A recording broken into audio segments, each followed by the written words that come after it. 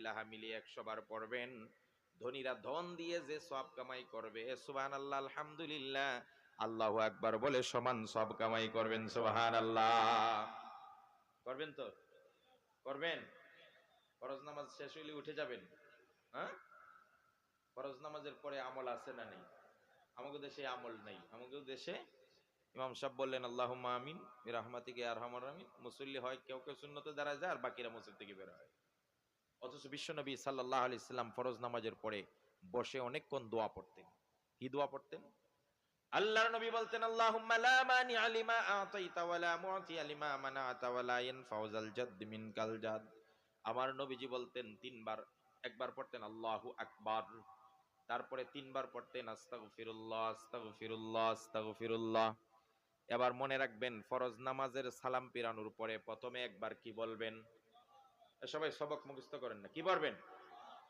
আর তিনবার কি পড়বেন বলেন? যে কোনো ইস্তেগফার, আস্তাগফিরুল্লাহ আস্তাগফিরুল্লাহ আস্তাগফিরুল্লাহ। কয়বার?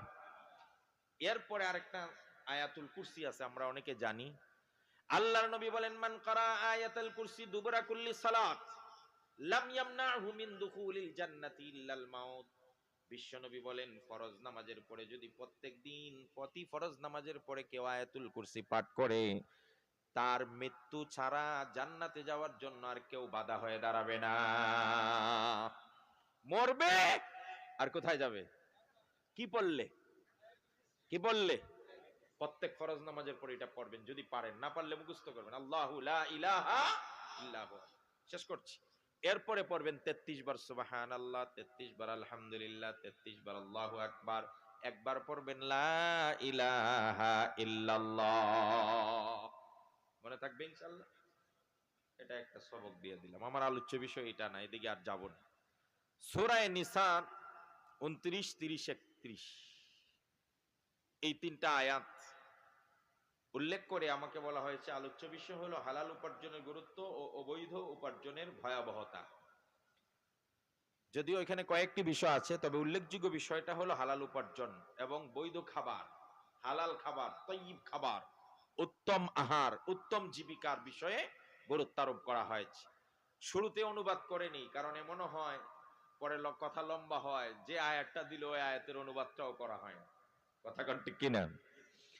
আল্লাহ রাব্বুল আলামিন বলেন ইয়া আইয়ুহাল্লাযীনা আমানু লা তাকুলু আমওয়ালাকুম বাইনাকুম বিল বাতিল। আল্লাহ পাক রব্বুল আলামিন বলেন হে ঈমানদারেরা, যারা মুমিন, যারা আল্লাহ বিশ্বাস করেন, যারা পরকাল মানে, কঠিন কিয়ামতের দিবসে আল্লাহর সামনে দাঁড়িয়ে জবাবদিহি করতে হবে, এই কথা যারা দিলে পানে বিশ্বাস করেন এবং বুঝেন, ওই মুমিনদেরকে ডেকে আল্লাহ বলছেন লা তাকুলু আমওয়ালাকুম বাইনাকুম বিল বাতিল। ওই ইমানদারেরা একে অন্য জনের মাল সম্পদ অন্যায়ভাবে, অবৈধভাবে, বেআইনি ভাবে খাবে না, ভক্ষণ করবে না, কুক্ষিগত করবে না। অনুবাদটুকু খেয়াল করুন। আল্লাহ পাক বলছেন তোমরা একজনে আরেকজনের মাল খাবে না। এই মাল টাকা পয়সাও হতে পারে, এই মাল ধান চাল খাবার জাতীয় হতে পারে, এই মাল মানি সন্তানাদিও হতে পারে, কারণ এই কামাই সন্তানাদিও। অর্থাৎ একজনের বস্তু, একজনের জিনিস আরেকজনে আমরা কখনো ভক্ষণ করব না, হস্তক্ষেপ করব না অবৈধভাবে। ইল্লা আন তাকুনা তিজারাতান আন তারাদিম মিনকুম। তবে হ্যাঁ, একজনের মাল আরেকজন খেতে পারবে পরস্পর বৈধভাবে, সম্মতিক্রমে, হালাল উপায়ে, ব্যবসার মাধ্যমে। ওয়ালা তাকতুলু আনফুসাকুম। আল্লাহ পাক বলেন তোমরা নিজেরা নিজেদেরকে হত্যা করো না, নিজেদেরকে নিজেরা মেরে ফেলো না। আল্লাহ পাক কি বলছেন? লা তাকতুলু আনফুসাকুম, নিজেরা নিজেদেরকে মারো না।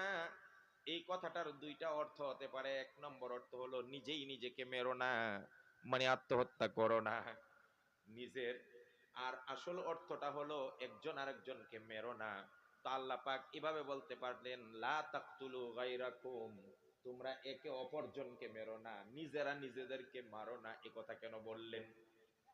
এই কথাটা বুঝায় দেই, এখানে একটা পয়েন্ট আসছে। আল্লাহ পাক বললেন তোমরা নিজেরা নিজেদেরকে মেরো না,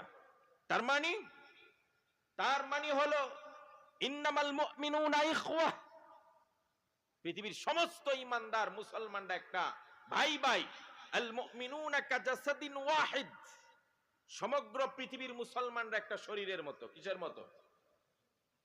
কথা বুঝেননি? এখানে সমগ্র পৃথিবীর মুসলমান।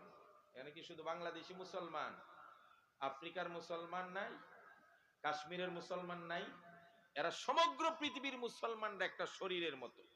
ইনিস্তাকা আইনুহু ইস্তাকা কুল্লু, ইনিস্তাকা রাসুহু ইস্তাকা কুল্লু।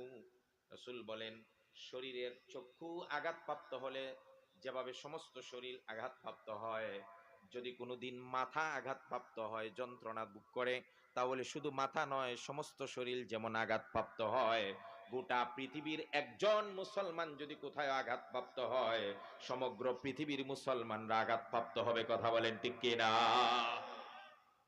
একটা কথা ফাঁক দিয়া বলে ফেলি, মাঝে মাঝে কাশ্মীরের মুসলমানরা নির্যাতিত হলে বাংলাদেশে মিছিল হয়, মিটিং হয়, প্রতিবাদ হয়, হয় না? কথা বলবেন, হয় কি না?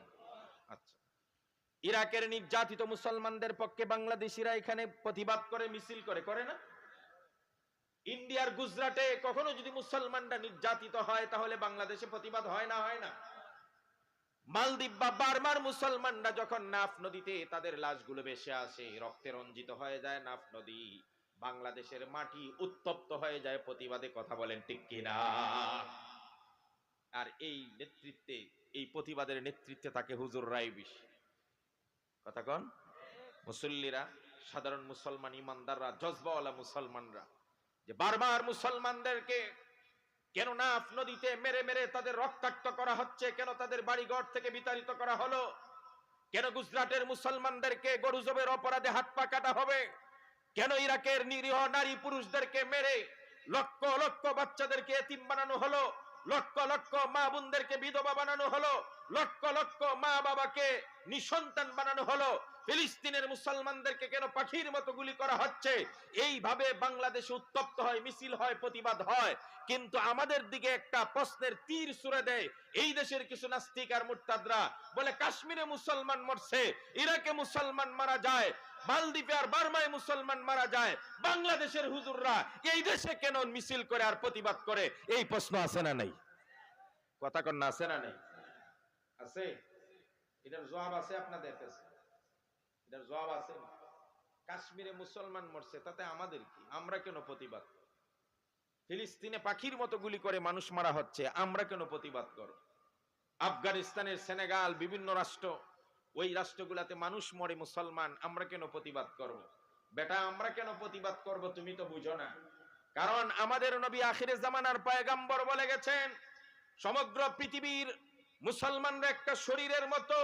শরীরের একটা অঙ্গ যেমন ভাবে আঘাতপ্রাপ্ত হলে, চোখ আঘাতপ্রাপ্ত হলে হাত পা কান নাক মাথা এগুলা নিঃসন্দেহে বসে থাকে না, নিশ্চুপে বসে থাকে না, তারা টেনশন মুক্ত থাকতে পারে না। চোখে যন্ত্রণা হইলে যেমন সমগ্র শরীর যন্ত্রণাদায়ক হয়ে যায়, মাথায় আঘাতপ্রাপ্ত হলে যেমন সমস্ত শরীর আঘাতপ্রাপ্ত হয়ে যায়, রাসূল বলেছেন পৃথিবীর এক কোণায়, এমনকি আফ্রিকার জঙ্গলেও যদি একজন মুসলমান অন্যায়ভাবে আঘাতপ্রাপ্ত হয়, সমগ্র পৃথিবীর মুসলমানরা যেমন আঘাতপ্রাপ্ত হয়ে উত্তপ্ত হয়ে ওঠে, সুতরাং বাংলাদেশের মুসলমানরাও কাশ্মীরের পক্ষে, গুজরাটের পক্ষে, ইরাক আর ফিলিস্তিনের পক্ষে বসে থাকতে পারে না। তাদের অন্যায় হত্যার প্রতিবাদে প্রকম্পিত করবে, ছাড়বে। কথা বলে ঠিক কিনা? কিন্তু আমাদেরকে লাগাই রাখছে কিসের মধ্যে জানেন? কয় মুসলমানদের মধ্যে হাজার হাজার দল ফিট কর, এরা দলে দলে মারামারি করুক। কথা কয় না কা? কিছু বোকা মুসলমান বুঝে না, আরে জিহাদ দে করবেন কার সাথে? মুসলমান মুসলমানে জিহাদ হয়। আপনার সাথে আমি জিহাদ করব? আপনি আর্জেন্টিনা করেন দিকে, আমি ব্রাজিলের সাপোর্টার, আপনার সাথে আমার জিহাদ হবে? কথা কয় না, জিহাদ করব। আপনি আওয়ামী লীগ আর একজন বিএনপি, বিএনপি আর আওয়ামী লীগের জিহাদ হবে? এটা হলো বেঈমান খ্রিস্টান ইহুদিদের পায়তারা, যে মুসলমানদেরকে বিভিন্ন ইস্যু তৈরি করে দল বানিয়ে রাখো, যাতে তারা নিজেরা কামড়াকামড়ি করে আর ফাঁক দিয়ে আমরা আমাদের ইমান বিধ্বংসী কাজগুলো চালিয়ে মুসলমানদের ইমানি তেজকে কমায় দিতে পারি, পাওয়ারকে কমায় দিতে পারি। সুতরাং যারা মুসলমান মারামারি করেন, যারা মুসলমানের সংঘাত তৈরি করেন, এরা বুকার রাজ্যে বাস করেন। যদি সত্যিকার আশেক হন, সত্যিকার মুজাহিদ হন, বেঈমান কাফেররা যখন বিশ্ব নবীকে নিয়ে কথা বলবে, তখন মাঠের মধ্যে জিহাদ হবে। কথা বলে ঠিক কিনা? আমরা নিজেরা মারামারি করব, মারামারি হবে নাস্তিকদের সাথে। কার সাথে? কথা কয় না, কার সাথে? মারামারি হবে বেঈমানদের সাথে, মারামারি হবে ইহুদি খ্রিস্টানদের দালালদের সাথে, যারা দ্বীনকে আক্রান্ত করতে চায়, যারা ইসলামের বাতিকে নিভিয়ে দিতে চায়। কথা বলে ঠিক কিনা? এই জন্য আল্লাহ রাব্বুল আলামিন বলেন, ওয়ালা তাকতুলু আনফুসাকুম ইন্নাল্লাহা কানা বিকুম রহিমা। আল্লাহ রাব্বুল আলামিন বলেন, হে ঈমানদাররা, নিজেরা নিজেদেরকে হত্যা করো না। আল্লাহ পাক তোমাদের সম্পর্কে অত্যন্ত দয়ালু, আল্লাহ মেহেরবান। এরপরে 2 নম্বর আয়াতে আল্লাহ বলেন, ওয়া মাইয়াফআল যালিকা উদওয়ানা ওয়া যুলমা। আল্লাহ পাক বলেন, এই কাজগুলো যারা সীমা লঙ্ঘন করে আর বেআইনি ভাবে